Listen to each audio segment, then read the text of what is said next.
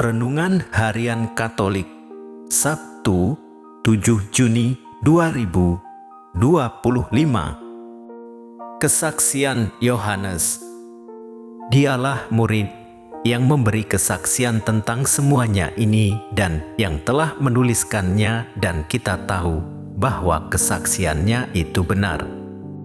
Yohanes bab 21 ayat 24. Saudara-saudara, kesaksian Yohanes tentang Yesus melalui tulisannya belumlah mengungkapkan seluruh hidup pribadi Yesus. Ataupun seandainya dituliskan satu persatu, agaknya dunia ini tidak sanggup menampung semua kitab itu. Yohanes menegaskan bahwa apa yang telah ditulisnya tentang Yesus, meski hanya sedikit, bertujuan supaya kamu percaya kepada Yesus Kristus Putra Allah. Percayalah, maka kamu akan memperoleh hidup dalam namanya.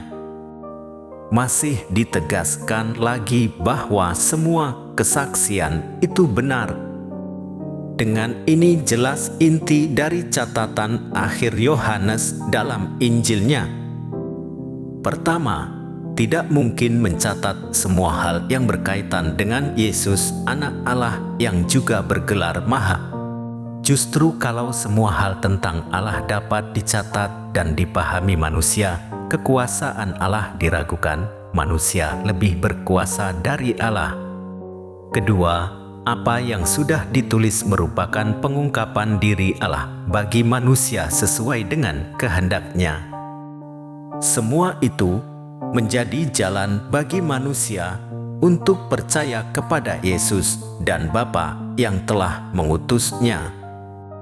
Kalau yang tertulis dan hanya sedikit itu belum kita perhatikan dan belum menjadikan kita percaya, mari kita dengan rendah hati bersimpuh di hadapan Allah dengan berserah diri pada segala kuasa-Nya dalam kepercayaan sejati. Penginjil Yohanes dalam kesaksiannya hari ini mengatakan, masih banyak hal-hal lain lagi yang diperbuat oleh Yesus. Tetapi jikalau semuanya itu harus dituliskan satu persatu, maka agaknya dunia ini tidak dapat memuat semua kitab yang harus ditulis itu. Kesaksian para penulis kitab suci tentang Yesus dan karyanya sesungguhnya sudah lebih dari cukup, bahkan sangat luar biasa. Namun tetap disadari bahwa pekerjaan Yesus menyelamatkan dunia ini tidak dapat dimengerti seluruhnya oleh akal sehat selain oleh iman dan harapan yang kita hayati setiap hari. Karena iman dan harapan, Paulus yang terbelenggu itu tidak pernah berhenti untuk mewartakan perbuatan Tuhan dalam diri Yesus Kristus. Jikalau dalam hidup ini kita menuntut campur tangan Allah dalam diri Yesus Kristus, lebih daripada kesaksian para rasul dan gereja yang telah hidup berabad-abad ini, maka kita tidak pernah dapat hidup puas seperti yang kita kehendaki. Tuhan hanya meminta kita untuk percaya dan membangun harapan serta mengasihinya setiap hari sambil taat dan mengandalkan sabdanya. Hari ini kita membaca bagian akhir dari kisah para rasul dan Injil Yohanes. Kesaksian mengarah pandangan kita pada seseorang, yaitu Yesus Kristus. Memang kisah para rasul berakhir dengan sebuah kesimpulan terbuka yang menantang kita. Ketika kita membaca kisah para rasul, kita berjumpa dengan Petrus, Yohanes, Stefanus, Filipus, Barnabas, dan Paulus yang mengundang kita untuk berani memberikan kesaksian tentang Tuhan kita Yesus Kristus. Kitalah yang diharapkan melanjutkan pemberitaan Injil tersebut dengan berani dalam situasi apapun, dalam untung maupun malang.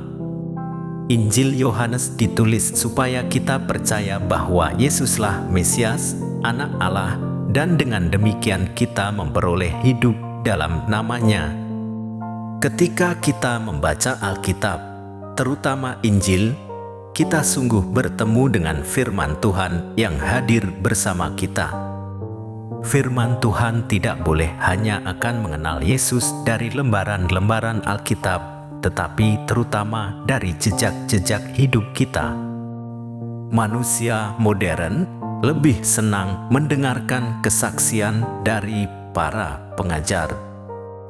Dan bila mendengarkan para pengajar, hal itu disebabkan karena pengajar tadi merupakan saksi-saksi. Kepada kita diwariskan harta dan kesaksian iman yang luar biasa dalam kitab suci. Marilah kita menggali kekayaannya sambil meneruskan perjuangan dan karya kerasulan para rasul. Hanya dengan demikian kita menjadi saksi-saksi Kristus yang hidup. Ya Tuhan, jadikanlah kami saksi sukacita Injil-Mu dimanapun kami berada. Demikian renungan hari ini. Selamat beraktivitas.